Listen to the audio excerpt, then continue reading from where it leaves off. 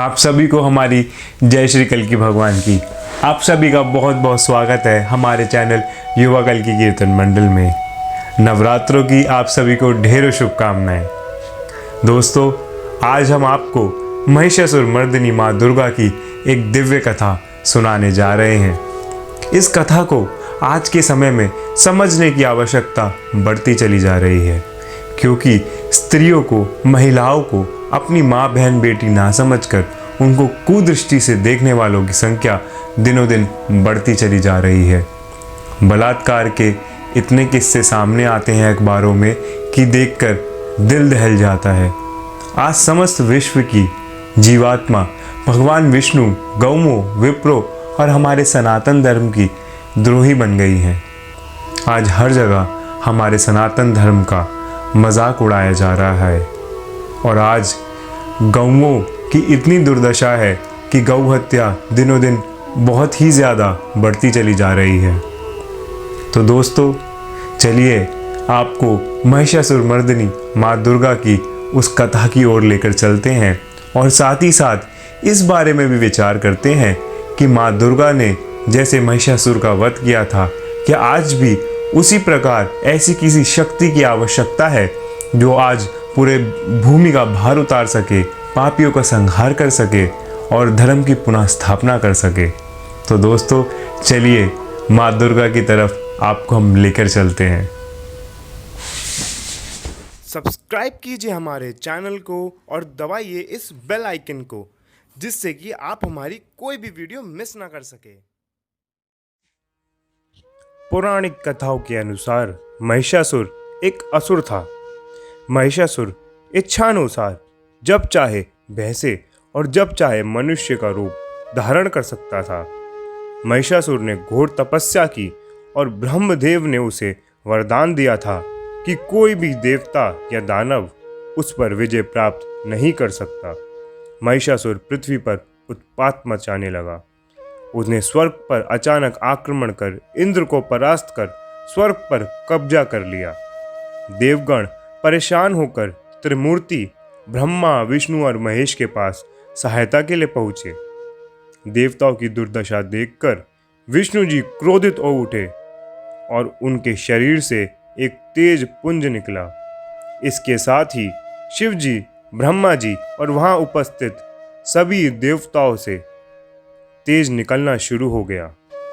समस्त देवताओं के शरीर से निकला यह तेज एक रूप हो गया और उसने एक विशाल आकृति धारण कर ली। तब देवताओं ने देखा कि एक महातेजस्वी अनंत रूपवती देवी साकार हुई, जिसके 3 नेत्र हैं। इस देवी के अवतरण के साथ ही तीनों भगवान समेत सभी देवताओं ने उन्हें अपनी शक्ति और अस्त्र प्रदान किए। सब देवताओं से शक्ति और अस्त्र पाकर देवी ने एक खतरनाक हुंकार भरी, जो पूरे ब्रह्मांड में व्याप्त हो गई। उस हुंकार को सुन महिषासुर अपने सारे सैनिकों और महाभयंकर राक्षसों के साथ देवी को मारने दौड़ा। देवी ने देखते ही देखते उसकी अधिकांश सेना को सेनापतियों समेत समाप्त कर दिया। इसके बाद महिषासुर ने अनेक रूप धरकर महादेवी के साथ प्रचंड युद्ध किया। उसने अनेक प्रकार से देवी को मारने का प्रयास किया, पर अंत में देवी ने चंडी का स्वरूप धारण कर पाश फेंका। महिष अर्थात भैंसे का रूप धारण किए महिषासुर उस पाश में फंस गया और तभी देवी अपने सिंह समेत उछलकर उसके ऊपर सवार हो गई। देवी ने असुर को आधा मनुष्य बनते ही उसका सिर अपने फरसे के एक प्रहार से धड़ से अलग कर दिया। इस तरह महादुष्ट महिषासुर का अंत हुआ और देवताओं ने देवी की जय जयकार करते हुए स्वर्ग का सुख वापस पाया। देवी दुर्गा ने महिषासुर पर आक्रमण कर उससे 9 दिनों तक युद्ध किया और 10वें दिन उसका वध किया। इसी उपलक्ष्य में हिंदू भक्तगण 10 दिनों का त्योहार दुर्गा पूजा मनाते हैं और 10वें दिन को विजयदशमी के नाम से जाना जाता है, जो बुराई पर अच्छाई का प्रतीक है।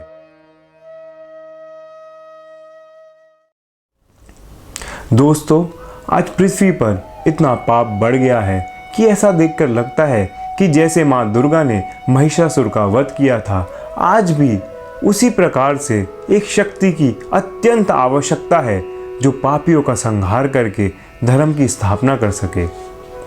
हमारे धर्म ग्रंथों में श्री कल्कि भगवान महाराज को वो शक्ति बताया गया है जो कलयुग की माया को समाप्त करके धर्म की स्थापना करेंगे।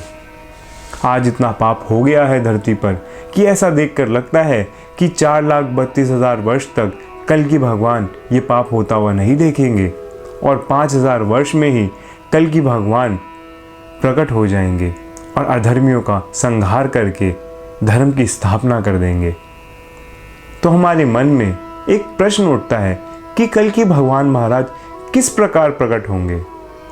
दोस्तों, हम आपको ये बताना चाहते हैं कि श्री कल्कि भगवान महाराज ने अपना सर्वोत्तम महामंत्र अपने भक्तों को प्रदान कर दिया है। वो सर्वोत्तम महामंत्र है जय कल्कि जय जगतपते पद्मापति जय रमापते। इसी महामंत्र की नामाग्नि से कल्कि भगवान प्रकट होंगे और इसी नामाग्नि से सब दुष्ट असुर भस्म हो जाएंगे।